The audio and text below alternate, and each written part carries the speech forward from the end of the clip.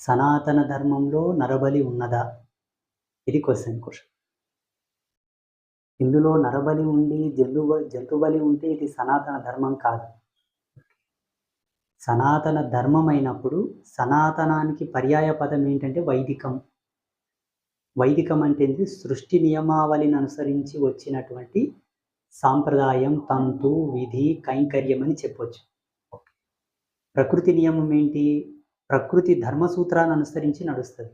అది ఎన్నటికీ తప్పదు. ప్రకృతి సమీకృతంతో ఏర్పడిన జ్ఞానం కాబట్టి ఇది సనాతన వైదిక ధర్మము. ఇది వైదికమై జ్ఞానమై ప్రపంచానికి దిశానిర్దేశం చేసినటువంటి జ్ఞాన భాండాగార సూచిక హిందూ ధర్మం. ఇందులో అజ్ఞానానికి తావు ఉండదు. ఇప్పుడు మీ భాష ప్రకారంగా సామాన్యులకు తెలిసే పద్ధతిగా చెప్పాలంటే నర బలిహి అంటే నరహ అంటే మానవులు, నరులు.